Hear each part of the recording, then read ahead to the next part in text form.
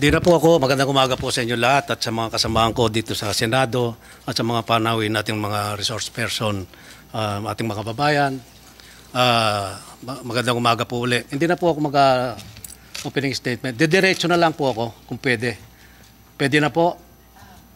Question? May mga tanong po muna sana, Okay. Sen. Lito, simula sa Board of Investments kung maaari po. Pero sigurado lahat po tayo, kasama po kayo ay makapagtatanong during this hearing. Salamat po, Sen. Lito. Maraming salamat po, Madam Chair. Pasensya na po kanina, medyo na-excite lang ako at medyo nadala ako ng emotion ko na gusto ko na kagad magtanong. Pasensya na po. Walang problema po, Sen. Lito. Hindi po pala na-acknowledge yung mga resource person natin. Pasensya na po. Gusto ko lang pong tanong kasi itong vlogger na tumitira sa akin, sa ating mga senador, ako pa lang po tinitira nito eh. Pinepersonal ako na pilit niyang sinasabi na involved po ako dito sa Pogo, sa Porac, na ako raw ang may-ari ng lupa dito sa 10 hectares na na tinatayuan ng Pogo sa Porac at protector daw ako ng Pogo doon sa Porac.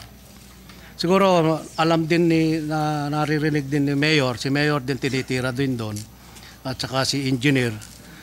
Nagkaroon na po ng nagkaroon na po ng hearing. Medyo mahaba lang po ng konti ito, Madam Chair, na kami ang protector ng Pogo sa Porac. Siguro naiintindihan. Kasi si Senator Wing Gatchalian, nakita ko yung report mo sa balita. Merong nakitang medyo marahas, sabi mo, pinakamarahas to, pinakamalaking Pogo. At ang tanong ko lang kay Engineer Glenn, ilan ba ang building do sa do sa 10 hectares na do sa Porac? Good morning po, Your Honor. Good morning, Good Engineer afternoon po. Lansangan. Please proceed. Sasagutin si Sen. Lito. Base po dun sa mga application namin, 42 buildings po, yun nandun po. Hindi 46 Hindi po, kasi yung unang application nila po, baka na-appreciate po nila na separate yung mga buildings. Pero dun sa application po sa amin, isang building lang po yun. Isang application lang, isang building lang. Isang application lang po, isang building, yung unang phase ng application po nila. Hindi nyo na-monitor kung ilan hanggang 46 daw eh. Daw Yung po kasing application po nila, Your Honor, bali 3 phase po yan. So yung una po, yung sinasabi kong Thai Court Complex, yung pangalawa pong application nila is yung 28 buildings, at saka yung huli po, yung 13 buildings po. Sinong original na may-ari ng lupa? Base po dun sa mga Pinatayuan ng Pogo ngayon. base po dun sa mga application sa amin po, yung mga Cruz siblings po. Bakit sabi niya yung South 99 yata kasosyo? Wala siyang kasosyo doon? Hindi ko po alam, Your Honor. Basta yung basis ko lang po yung mga application nila na submit sa office namin. Okay. Mayor, Mayor Jing, may mga kasama ka rito. Sino mga kasama mong nasa munisipyo ngayon? Assessor nandyan? Mayor Capil. And alam po ng Chair, Mayor, na gusto nyo rin sa hearing na ito makapagbigay ng presentation. Pagkatapos nyo po masagot yung mga tanong ni Sen. Lito, bibigyan daan po ng Chair. So please proceed po. Okay. Salamat po, Madam Chair. Mayor, tanong Opo. ko lang. Alam mo ba kung sino yung may-ari ng lupa na 10 hektarya? Opo, thank you po, Senator Lito Lapid. Ang may-ari po ng lupa sa Lagi South ay ang mga Cruz siblings po. They can check on the LRA, on the title of the lot there. Kaya po tinatanong ito, dahil itong isang vlogger dito, laging inuugnay po yung pangalan ko dito sa 10 hektaryang kinatatayuan ng Pogo na 46 na building. Ngayon, ang tanong ko, masasabi mo ba sa kapuluhan nito, sa hearing na ito, ako ba ang may-ari ng lupang yan na dinidiin nila? Actually, it's very unfair to both of us, Senator. Pati po ako sinasabi niya na ako ang may-ari at may 50 million na bahay po ako doon. I categorically deny that. Hindi po tayo ang may-ari ng lupa o doon po sa kinatatayuan ng Lucky South ng Pogo po.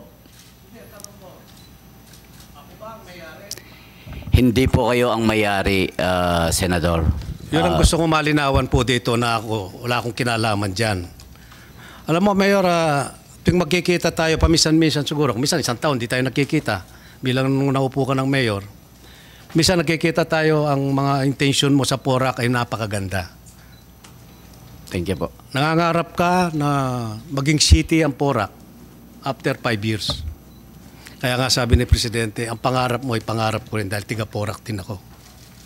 Ngayon, kasi po gusto kong patunayan dito sa hearing na ito na wala po akong kinalaman dito sa operasyon ng Pogo at hindi po nakapangalan ang lupang 10 hektarya dyan sa Pogong yan. Kaya po ako naghahamon dito. Kung ako napatunayan nilang kasali ako dyan, pwede ako mag-resign bilang senador. Dahil hindi ko po papayagan na masisira ang pangalan ko rito.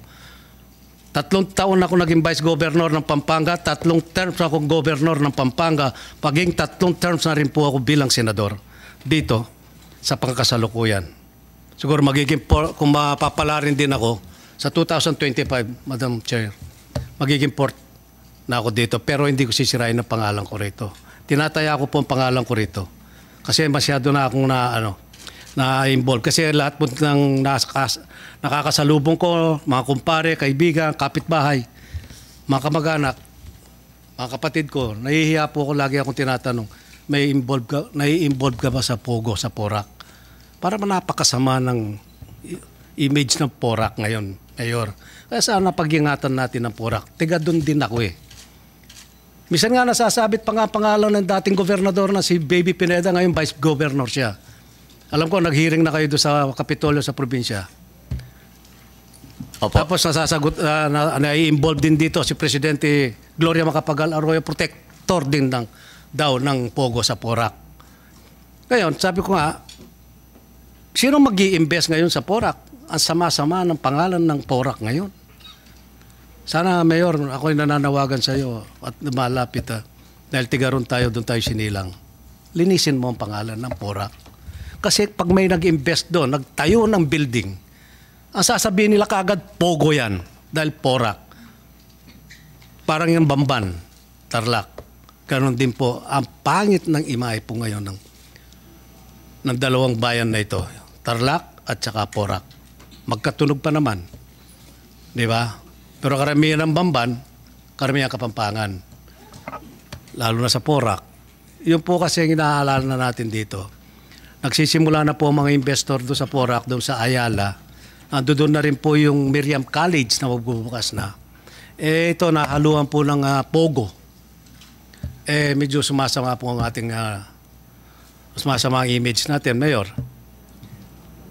Kaya, ang pakiusap ko sa iyo, linisin mo ang Porac. Siguro, sagutin mo lahat ng mga katanungan dito, mga kasamahan ko, Senador. Sana masagot mo. At saka si Engineer Glenn, halos tayo rin magbubungguan doon sa Porac. Magkakaisa tayo doon, magkakaibigan tayo. Sana masagot mo. Ha? Yun lang po, Madam Chair, maraming salamat po. At saka nananawagan din po ako sa NBI. Ito pong vlogger na ito kinakuha ko po itong record nito sa NBI. Siyam po ang kaso niyang libel. Sa siyam na ito, 6 po ang may warrant. Kaya nananawagan po ako kay Jaime Santiago, Director. Sana pagtungunan niyang pansin nito dahil sumusobra na po itong taong ito. Tira ng tira kahit walang alam, walang kasalanan. Tulad ko, wala akong alam dito. Tsaka bira po akong umattend ng mga hearing na ganito eh. Kung di lang ako na-involved dito, siguro wala ako dito. Kaya pagpasensyaan nyo na po, kanina excited ako. Nadala po ako ng emotion, Madam Chair. Maraming salamat po sa pagbibigay nyo ng panahon at sana maimbestiga ang tunay na may sala dito sa Porac, Pogo. Marami pong salamat. Magandang hapon po sa inyo lang.